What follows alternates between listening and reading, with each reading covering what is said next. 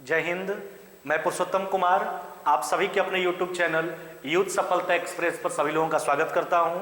आइए आज के वीडियो में हम लोग मैथ रीजनिंग का सेट नंबर 12 है ना, सेट नंबर 12 पर विचार करेंगे। आइए देखिए क्वेश्चन नंबर पहला क्या कहता है। कहता है कि 2 वर्ष के लिए 5% वार्षिक ब्याज की दर पर जो है निवेशित किसी धनराशि पर चक्रवृद्धि ब्याज 328 रुपया। देखिए 2 साल का 5% के हिसाब से चक्रवृद्धि ब्याज 328 रुपया है। उसी धनराशि पर उसी दर से उतना ही समय अवधि के लिए साधारण ब्याज पूछा, यानी 2 साल का 5% के हिसाब से आपको चक्रवृद्धि ब्याज दिया है, साधारण ब्याज पूछा है। अब एक बात देखिए ना, तो 5% के हिसाब से आप रेट निकाल लीजिए, पहले 2 साल का चक्रवृद्धि ब्याज का रेट। आइए सोचिए, पहला साल तो 5% ही होगा, अगला साल 5 होगा, साथ में 5 का भी इंटरेस्ट लगेगा, तब 5 गुना 5 बटा कितना 100, ये हो गया टोटल 2 साल का ब्याज का दर चक्रवृद्धि ब्याज के हिसाब से। तब 5 5 10.25 है ना, तो यह कितना हो गया आपका 10.25%।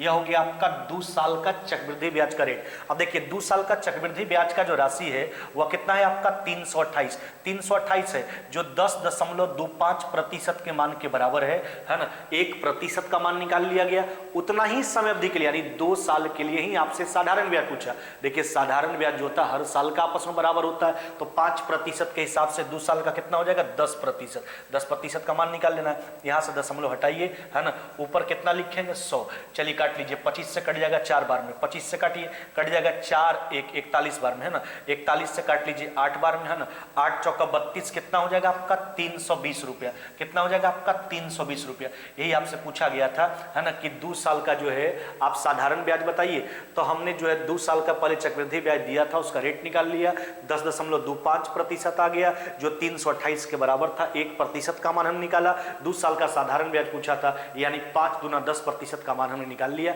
आपका उत्तर हो जाएगा 320 रुपया है ना, ऑप्शन नंबर हो जाएगा आपका ए है ना। चलिए आइए अगला क्वेश्चन पर विचार करते हैं। कहता किसी समानांतर श्रेणी का तीसरा और 8वां पद। अच्छा सोचिए समानांतर श्रेणी में, अच्छा n पद आप कैसे लिखते हैं, tn बराबर क्या लिखते हो आप a प्लस है ना n माइनस 1 इंटू क्या d, यही होता है n पद। अब देखिए ना क्या कहता है, कहता है समानांतर श्रेणी का तीसरा और 8वां पद दिया गया है, 14वां पद पूछा। देखिए हम क्या करते हैं, पहला पद को a मान लेते हैं, कॉमन डिफरेंस को d मान लेते हैं। अच्छा तीसरा पद क्या हो जाएगा आपका, तो tn बराबर a प्लस n, 3 में से एक क्या हो जाएगा a प्लस 2d।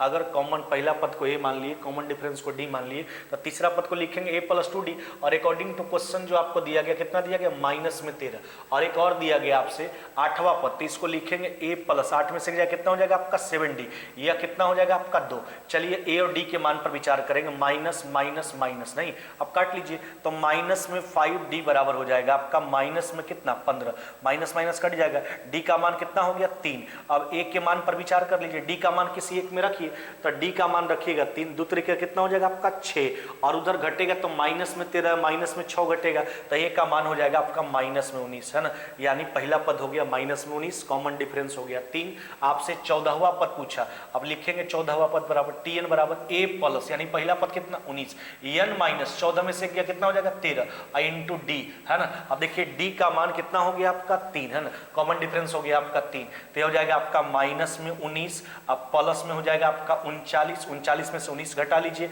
आपका उत्तर कितना हो जाएगा 20। आपका उत्तर कितना हो जाएगा 20। यही आपसे पूछा गया था कि समानांतर श्रेणी का 14वां पद बताइए, अतः इस समानांतर श्रेणी का 14वां पद कितना हो जाएगा आपका 20। ऑप्शन नंबर क्या हो जाएगा आपका सी है ना। चलिए आइए आगे बढ़ते हैं। देखिए अगला क्वेश्चन क्या कहता है, यदि एक जनसंख्या का मानक विचलन 7 है, इसका प्रसरण पूछा है। देखिए आपको हम कई एक बार बताया, ध्यान दीजिएगा कि मानक विचलन है ना, मानक विचलन बराबर होता है, मानक विचलन बराबर क्या होता है आपका अंडर रूट प्रसरण है ना, क्या होता है आपका अंडर रूट प्रसरण।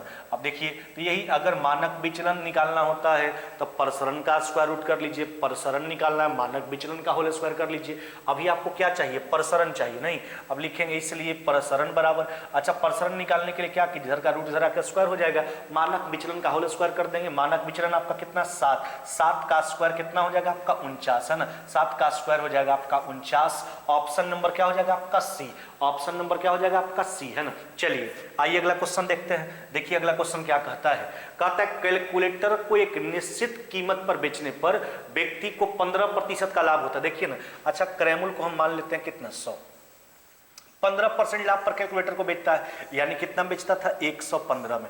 अब देखिए क्या कहता है, अब कहता है यदि उस कैलकुलेटर को 3 गुना कीमत पर बेचा, यानी पहले जितना बेचता था उससे 3 गुना कीमत में अगर कैलकुलेटर बेचा जाए। अच्छा, इसका 3 गुना कीमत में बेचिएगा, यानी कितना में बेचने का बात किया 345 में, 345 में। अब सोचिए पहले की अपेक्षा 3 गुना, पहले 115 में बेचता था 345 में। अब यहाँ पर प्रॉफिट का प्रतिशत देख लीजिए, तो 100 से जितना ज्यादा वही तो प्रतिशत लाभ हो जाएगा, तो 100 से कितना ज्यादा 245, यानी इस केस में जो है 245% का क्या हो जाएगा लाभ।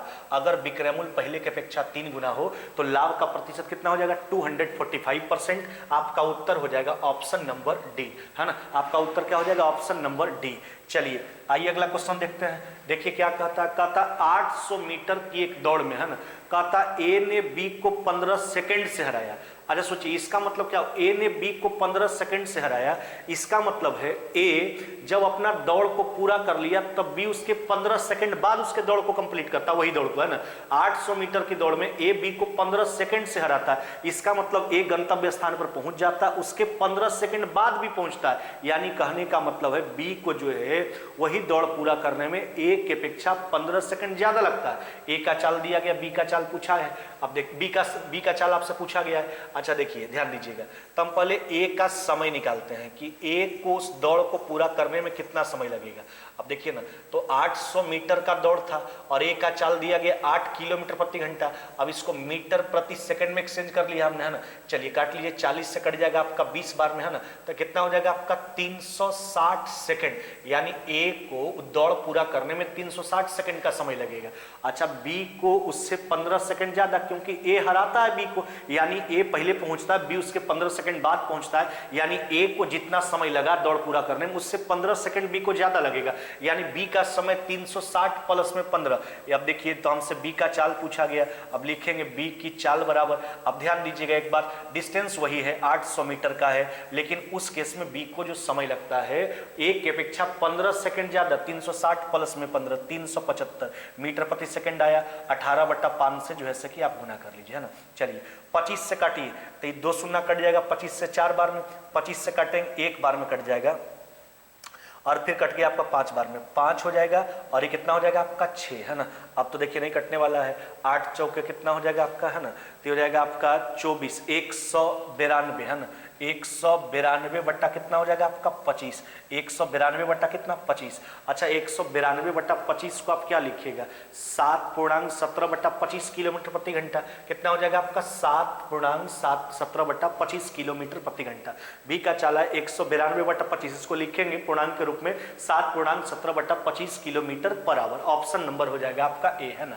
चलिए आइए अगला क्वेश्चन देखते हैं। कहता है 8,448 रुपया की राशि जो है ए और बी के बीच में क्रमशः 18 वर्ष और 19 वर्ष का, देखिए ए और बी में 8,448 रुपया का राशि का बंटवारा इस प्रकार से है, जो कि ए का उम्र 18 वर्ष है, बी का उम्र 19 वर्ष है। अब इस प्रकार से विभाजित किया जाता है कि उनके हिस्से को 6.25% प्रति वर्ष चक्रवृद्धि ब्याज के दर पर अगर निवेश किया जाए तो 21 वर्ष की आयु प्राप्त होने पर उसके बराबर राशि मिलता है। देखिए एक ए का उम्र जो है 18 वर्ष है और बी का जो उम्र है वो आपका 19 वर्ष है। जब दोनों 21 वर्ष का अवस्था का होता है तो दोनों का राशि क्या हो जाता है, बराबर हो जाता है। तो कहता है एक को वर्तमान में कितना हिस्सा मिला, देखिए ए का राशि को हम ए मान लेते हैं और बी का राशि को हम बी मान लेते हैं, ध्यान दीजिएगा। अच्छा रेट सोचिए ना 6.25%, यानी कहने का मतलब ये कितना 6.25 आप इसको बोल सकते हैं ना, तो 6.25 को क्या लिखेंगे 6.1/4 यानी 25/4% रेट है। तो ये हो जाएगा P × 1 प्लस 25/4 R/100, इसको लिख सकते हैं 400, है ना। चलिए और ये हो जाएगा 1 प्लस 25/400 नहीं। अब एक बात सोच के देखिए ए का उम्र जो है वर्तमान में 18 वर्ष है और बी का उम्र जो है वह वर्तमान में 19 वर्ष है। तो 21 वर्ष का अवस्था होने में ए को 3 साल का समय लगेगा और जबकि बी को कितना साल का समय लगेगा 2 साल का, है ना। जैसा ही दोनों 21 वर्ष का आयु प्राप्त करता है तो दोनों का राशि आपस में क्या होता है, बराबर हो जाता है, यानी दोनों का मिश्रधन जो है आपस में क्या है, बराबर है। चलिए तो इसका 3 साल हो जाएगा, इसका 2 साल का मिश्रधन आपस में बराबर। देखिए पावर 2 कट जाएगा यहाँ से तो केवल एक पावर बचेगा, है ना। अब 25 से काट लीजिए, कितना बार में कट जाएगा आपका 16 बार में। अब लिखेंगे A × B बराबर, अब देखिए 17/16 पलट के कितना हो जाएगा आपका 16 अनुपात अनुपात कितना हो जाएगा 17, 16 अनुपात कितना हो गया आपका 17।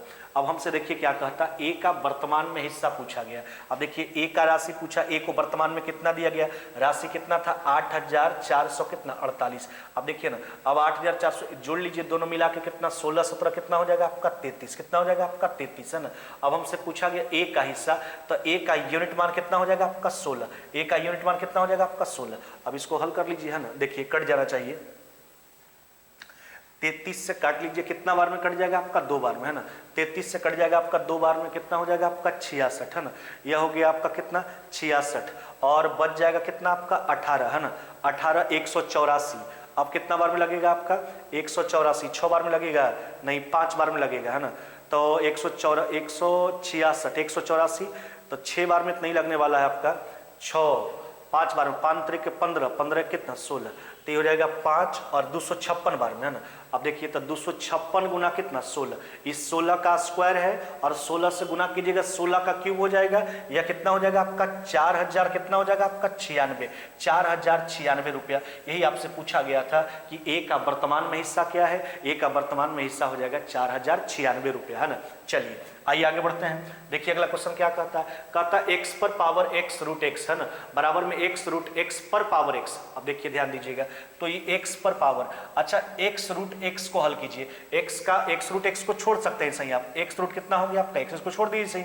चलिए उधर वाला को हल कर लेते हैं। अच्छा इसको बेस को हल कीजिएगा, x into root x, x का मतलब x पर पावर 1 और रूट x का मतलब x पर पावर 1/2, गुना में जुटेगा तो 1 जोड़ 1/2, x पर पावर 3/2 पर पावर x, तो पावर पर पावर गुना हो जाएगा, x पर पावर 3x बाई कितना हो जाएगा 2 नहीं। अब देखिए ना बेस समान है तो पावर का तुलना कर लेंगे, तो हो जाएगा आपका x रूट x बराबर में कितना हो जाएगा आपका 3x बटा कितना 2। चलिए यहाँ से x से x काट लीजिए, इधर का रूट उधर जाके स्क्वायर हो जाएगा, इसलिए x बराबर 3 का स्क्वायर 9 और 2 का स्क्वायर कितना हो जाएगा आपका 4, 9 बटा कितना हो जाएगा आपका 4, 9 बटा कितना हो जाएगा 4।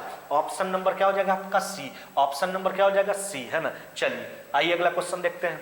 ए का मान दिया गया 7, बी का मान आपको दिया गया 5, सी का मान दिया गया 3। हमसे कहता a square plus b square plus c square, minus में ए बी माइनस में बी सी माइनस में सी ए का मान पूछा। ध्यान दीजिएगा, आपको बताना a square plus b square plus c square minus में ए बी माइनस में बी सी माइनस में सी ए का मान बताना। अच्छा इसका मान एक्चुअली होता क्या, इसका मान होता 1/2 इंटू नहीं ए माइनस बी का होल स्क्वायर और जोड़ बी माइनस सी का होल स्क्वायर और जोड़ सी माइनस ए का होल स्क्वायर। अब देखिए सारे मान का प्रयोग कर लीजिए तो हो जाएगा आपका 1/2। अच्छा ए और बी का बीच का डिफरेंस 7 और 5 का डिफरेंस 2, 2 का स्क्वायर कितना 4, बी और सी का डिफरेंस 5 और 3 का डिफरेंस 2, 2 का स्क्वायर कितना 4, और सी और ए का डिफरेंस है ना तो 7 और 3 का डिफरेंस 4, 4 का स्क्वायर कितना 16, तो 16 4 20 और 4 कितना 24/2। आपका उत्तर कितना हो जाएगा 12, आपका उत्तर कितना हो जाएगा 12। ऑप्शन नंबर क्या हो जाएगा आपका ए है ना, आपका उत्तर हो जाएगा ऑप्शन नंबर ए है ना। चलिए आगे बढ़ जाइए। आइए अगला क्वेश्चन क्या कहता है, कहता किसी परीक्षा में बैठने वाले उम्मीदवारों में से 25% योग्यता प्राप्त नहीं कर सका और योग्यता प्राप्त करने वाले उम्मीदवारों की कुल संख्या केवल 450। अब सोचिए ना प्रतिशत का मतलब एक्चुअली होता कितना है ना 100। अब उसमें देखिए तब परीक्षा में बैठने वाले टोटल उम्मीदवार यानी 100%, उसमें 25% योग्यता नहीं प्राप्त कर सका, तब योग्यता प्राप्त करने वाला का संख्या कितना हो जाएगा 75% है ना। तो 75% का मान हो गया, 1% का मान निकाल लिए, पूरे विद्यार्थी का संख्या पूछा यानी 100% का मान निकालना। देखिए 25 से 3 बार में कट जाएगा, 4 बार में 3 से काट लीजिए 150 बार में कट जाएगा, 150 गुना 4 कितना हो जाएगा आपका, यह हो जाएगा आपका 600 है ना। पूरे उम्मीदवारों का संख्या पूछा गया कितना हो जाएगा आपका 600 है ना, पूरे उम्मीदवार का संख्या आपसे पूछा गया था 600 हो जाएगा। आपका उत्तर हो जाएगा ऑप्शन नंबर बी है ना, ऑप्शन नंबर बी। चलिए आइए आगे बढ़ जाइए, देखिए क्या कहता है। अब देखो यह दिया गया 2464 है ना पर पावर 1700 कितना 93। ध्यान दीजिएगा, अब गुना यह हो गया आपका 615 अब पर पावर 317 गुना ये हो गया आपका 131 अब पर पावर कितना 491। ध्यान दीजिएगा। देखिए अच्छा इकाई स्थान पे कितना है 4। अच्छा तो जब इकाई स्थान पे 4 होता है तो पावर पर विचार करते हैं, है ना। 4 पर पावर अगर विषम संख्या के रूप में आ जाए तो इकाई स्थान पे 4 होगा। 4 पर पावर सम संख्या, इकाई स्थान पर कितना 6, तो इकाई स्थान पे 4 है। पावर कैसा है, पावर विषम संख्या है तो इसका यूनिट प्लेस पे क्या हो जाएगा 4, इसका इकाई अंक कितना हो जाएगा 4। अच्छा जब भी किसी संख्या के, है ना, आधार के इकाई स्थान पे, है ना, 0 1 5 6 हो तो उस पर पावर कोई भी प्राकृतिक संख्या रखते हैं तो वापस इकाई स्थान पे ही आता है। 0 रहेगा तो पावर कुछ भी होगा तो इकाई स्थान पे 0 आएगा, है ना। 5 के केस में 5 आएगा, 6 के केस में 6 आएगा, 1 के केस में 1 आएगा, तो इस पर तो पावर कुछ भी होगा तो 5 ही होगा, 1 वाला का 1 होगा। अब इसी का तो इकाई अंक आपको बताना है। अब देखिए तब 5 चौके कितना हो गया आपका 20, 0 और ये हो जाएगा आपका 0, है ना। तो अतः पूरे गुणनफल का जो इकाई अंक होगा कितना हो जाएगा आपका 0, है ना। आपका उत्तर क्या हो जाएगा, ऑप्शन नंबर ए, है ना। ऑप्शन नंबर क्या हो जाएगा आपका ए। चलिए आइए अगला क्वेश्चन देख लेते हैं। देखिए क्या कहता है, ए जो है 75% काम जो है 50 दिन में पूरा करता है, ध्यान दीजिएगा। अच्छा 50 दिन में जो है वह 75% काम, तो पूरा काम कहने का मतलब 100% काम। चलिए 50 से काट लीजिए 4 बार में 3 बार में, तो ए जो है पूरा काम जो है कितना दिन में करेगा 200 बटा कितना 3 दिन में, 200 बटा 3 दिन में। अब देखिए क्या कहता है, समझिए बात को। कहता है कि 75% काम 50 दिन में किया। अब कहता फिर वो बी को बुला लेता, दोनों मिलकर बचा हुआ काम, तब 75% काम ए कर चुका था, तब बचा काम कितना 25%, है ना। अब देखिए तब 10 दिन में दोनों मिलकर कितना करता 25%, तब पूरा काम दोनों मिलकर कितना दिन में करेगा, तो यह दोनों मिलकर करेगा कितना दिन में 40 दिन में, है ना, 40 दिन में। चलिए यहाँ से पूरा कार्य जूम कर लीजिए, है ना। अब देखिए तो लसा निकालेंगे तो भिन्न का लसा ऊपर का लसा नीचे का मसा, तो 200 और 400 का लसा कितना हो जाएगा आपका 200, तो पूरा कार्य हमने मान लिया 200 यूनिट। नीचे क्योंकि 3 और 1 का मसा 1 हो जाएगा तो 200 बटा 1 यानी 200, पूरा कार्य हमने मान लिया 200 यूनिट। अब देखिए 200 बटा 3 दिन में 200 यूनिट, एक दिन में कितना करेगा, भाग देंगे तो कितना आ जाएगा 3। अब 40 दिन में 200 यूनिट, एक दिन में कितना करेगा 5। अब हमसे कहता क्या है, कहता बी जो है अकेले इस काम को कितना दिन में पूरा करेगा, तो पूरा काम 200 यूनिट, बी के एक दिन के काम से भाग लगाएंगे तो दोनों के एक दिन का काम 5, जिसमें एक दिन का काम 3, तो दोनों के एक दिन के काम में एक दिन के काम को घटाएंगे तो बी का बच जाएगा 5 में से 3 का कितना हो जाएगा 2। अतः बी जो है अकेले उस काम को 100 दिनों में क्या कर देगा, पूरा कर देगा, 100 दिन में पूरा कर देगा। आपका उत्तर क्या हो जाएगा, ऑप्शन नंबर सी, है ना, ऑप्शन नंबर सी, है ना। चलिए आइए अगला क्वेश्चन देख लेते हैं। कहता वो बड़ी से बड़ी संख्या ज्ञात की जिसमें जो है 270, 675, 1215 को विभाजित किया जाए तो प्रत्येक दशा में समान शेष बचता है। इसका चर्चा हम कई बार कर चुके हैं, है ना। जब भी बड़ी से बड़ी संख्या में समान शेष बचने का बात किया जाए तो वैसे स्थिति में सारे संख्याओं को आपस में घटाकर उसका एचसीएफ निकालते हैं, तो इसको आपस में घटाएंगे, है ना। चलिए घटाइए, 1215 माइनस में 675 और एक बार घटा लेते हैं 675 और माइनस में कितना 270, घटा के इसका एचसीएफ निकाल लेंगे आपस में, है ना। चलिए घटाते हैं, कितना हो जाएगा आपका 0, है ना, और ये हो जाएगा 11, नहीं तो ये हो जाएगा आपका 4 और ये कितना हो जाएगा आपका 5, 500 कितना हो गया आपका 40। अब इसको घटा लीजिए आप, है ना, तो इसको घटाएंगे तो कितना हो जाएगा आपका, यह हो जाएगा आपका 5, है ना। अब ये हो जाएगा आपका कितना 0, है ना, यह कितना हो जाएगा आपका 305, है ना। चलिए अब इसी का क्या करते हैं हम एचसीएफ, इसका हमको निकालना क्या होता है एचसीएफ। अब देखिए निकाल लीजिए आप, तो 540 और 305 का क्या करेंगे हम एचसीएफ निकाल लेंगे, है ना। तो 540 और 305 का एचसीएफ आप निकाल लीजिए, यानी दोनों में कॉमन ढूंढ लेना है, तो कॉमन कितना हो जाएगा आपका 135, कितना हो जाएगा आपका 135, है ना, सबसे बड़ा कॉमन टर्म 135, यही आपका एचसीएफ हो जाएगा। आपका उत्तर क्या हो जाएगा, ऑप्शन नंबर बी, है ना। यानी कहने का मतलब है कि यही पूछा गया है कि वो बड़ी से बड़ी संख्या ज्ञात कीजिए जिससे अगर इस सब में भाग दिया जाए तो प्रत्येक दशा में जो है समान शेष बचता है। बड़ी से बड़ी संख्या का बात किया गया था और समान शेष बचने का बात किया गया था, तो हमने संख्या को आपस में घटाया, उसका एचसीएफ निकाल लिया, आपका उत्तर आ जाएगा 135, है ना, 135 हो जाएगा, ऑप्शन नंबर हो जाएगा आपका बी, है ना। चलिए आइए अगला क्वेश्चन देखते हैं। कहता एक दुर्ग में जो है 200 सैनिकों के लिए 31 दिनों के लिए पर्याप्त भोजन था। देखिए अब 200 सैनिक के लिए जो है 31 दिन का भोजन था, लेकिन कहता है 27 दिनों के बाद, आप सोचिए यानी 27 दिन सब सैनिक खा लिया, तब बचा भोजन कितना दिन, 4 दिन का, यही शेष भोजन बचा है। अब क्या कहता है 120 सैनिक दुर्ग छोड़ दे गए, है ना। अब सोचिए 200 सैनिक में 120 सैनिक छोड़ देगा, तब बचेगा कितना सैनिक, 80 सैनिक, है ना। अब कहा था शेष सैनिकों के लिए बाकी आहार कितने और अधिक दिन चलेगा। तब पहले हम ये निकालते हैं कि शेष सैनिक को बाकी आहार बच चलेगा कितना दिन। तब 200 सैनिक के लिए 4 दिन का भोजन था, तो 80 सैनिक को कितना दिन चलेगा, है ना। चलिए काट लीजिए, तो यह हो जाएगा आपका कितना 800, यानी 10 दिन चलेगा। x बराबर कितना हो गया आपका 10 दिन, है ना। अब एक हमसे यही पूछा गया है कि बाकी आहार कितना अधिक दिन चलेगा। सोचिए 10 दिन चल रहा है, लेकिन समय बचा हुआ था आपके पास कितना दिन का, 4 दिन का, यानी कितना अधिक दिन चला, 6 अधिक दिन चला, है ना। हमसे ये नहीं पूछा गया कि कितना दिन चलता, कितना ज्यादा दिन चला समय से। तो समय तो 4 दिन का ही बचा हुआ था भोजन, लेकिन अब जो चलेगा वह 10 दिन चलेगा, यानी 6 दिन ज्यादा चला समय से। ऑप्शन नंबर क्या हो जाएगा आपका डी, ऑप्शन नंबर क्या हो जाएगा आपका डी, है ना। चलिए आइए अगला क्वेश्चन देखते हैं। 3 संख्या जिसका औसत 112 है, उनमें पहली संख्या का मान अन्य 2 संख्या के योग का क्या है। अब देखिए पहली अन्य 2 संख्या के योग का 1/6 है पहली संख्या का मान। देखिए पहला संख्या का मान अन्य दोनों के योग का 1/6। अन्य 2 संख्या को अगर 1 मानते हैं, है ना, अन्य 2 संख्या के योग को अगर 1 मानते हैं तो पहला उसका 1/6, यानी रेशियो कितना हो जाएगा 1:6। इसमें क्या रेशियो निकल के आया, पहला संख्या और अन्य 2 संख्या के योग का। अब देखिए ना तीनों का औसत जो है वह 112 है, तो योगफल कितना हो जाएगा 112 गुना कितना 3। औसत को योगफल में कन्वर्ट करने के लिए नंबर ऑफ क्वांटिटी से गुना करेंगे, तीनों संख्याओं का योग आ गया। अब तुलना कीजिए 1 6 कितना हुआ आपका 7, 1 यूनिट का मान हमने निकाल लिया। आपसे पहला संख्या पूछा 1 यूनिट ही तो निकालना है, अब 7 से काट लीजिए, है ना, तो कट जाएगा आपका कितना बार में 16 बार में, है ना। तो ये हो जाएगा 16 तरीके कितना हो जाएगा आपका 48। यही पूछा गया था आपसे, है ना, कि पहली संख्या का मान बताइए। अतः पहला संख्या का मान कितना हो जाएगा आपका, है ना, कितना हो जाएगा आपका 48, है ना, 48, है ना। चलिए आगे बढ़ जाइए, देखिए अगला क्वेश्चन क्या कहता है। कहता PQRS जो है चक्रीय चतुर्भुज है। देखिए एक बात किसका किया गया, साइक्लिक क्वाड्रेटल का, उसमें PQ जो है वृत्त का व्यास है, डायमीटर है। देखिए ध्यान दीजिएगा, PQ जो है वृत्त का क्या है, व्यास है। अब एक साइक्लिक क्वाड्रेटल का आप निर्माण कर लीजिए PQRS, है ना। अब यहां पर समझिए बात को क्या कहता है।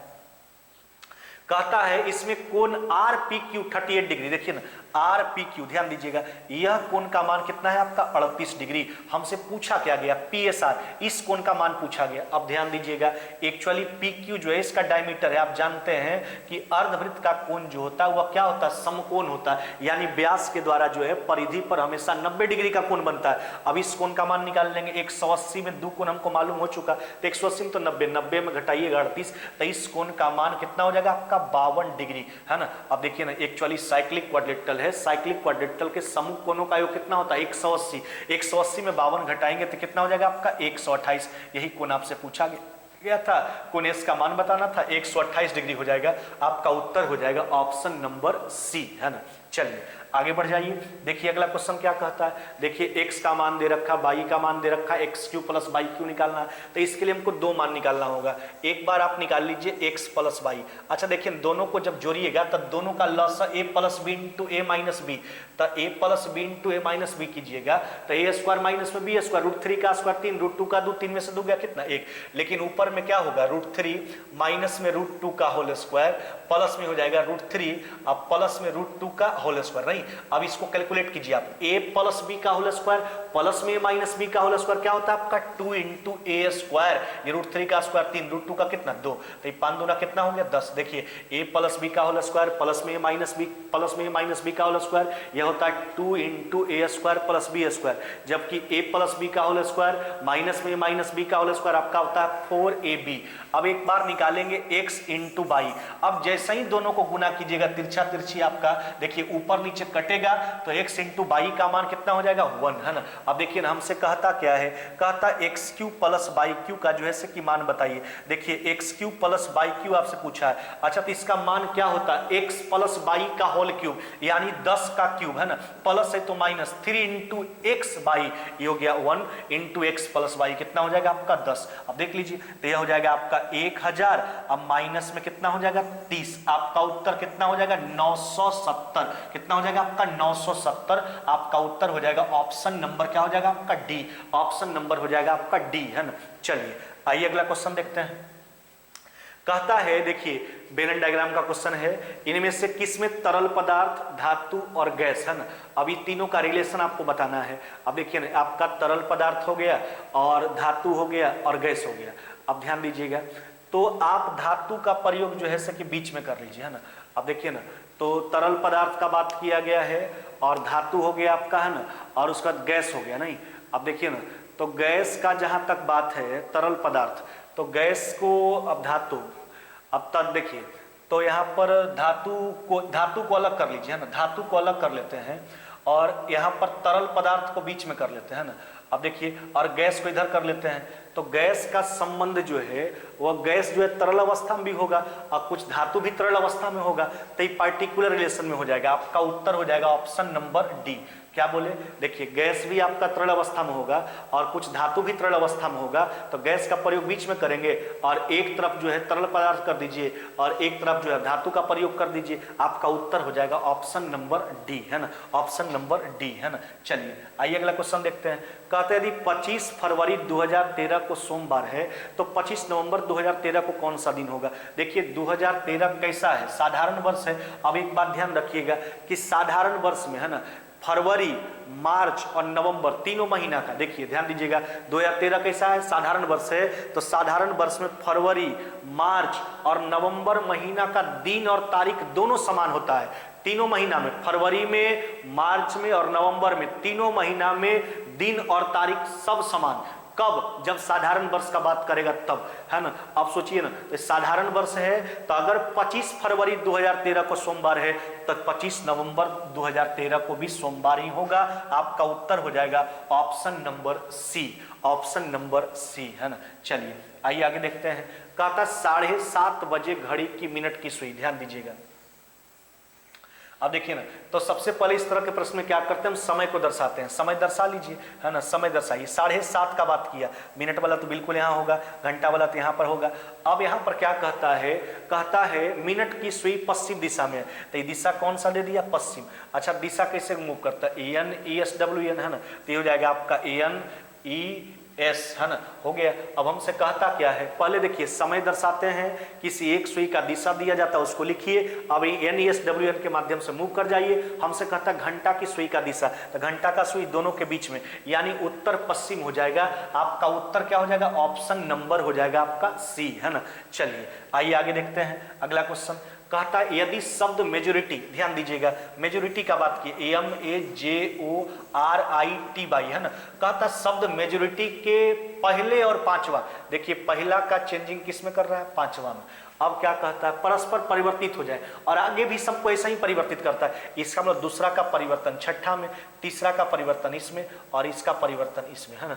अल्टरनेट परिवर्तित, पहला का पांचवा से, दूसरा का छठा से, आगे भी परिवर्तन का दौर ऐसा ही जारी है।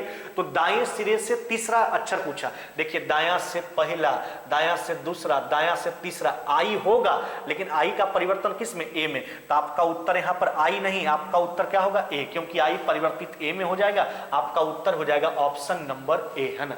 आज के वीडियो में बस इतना ही, मिलते हैं आगे नेक्स्ट वीडियो में।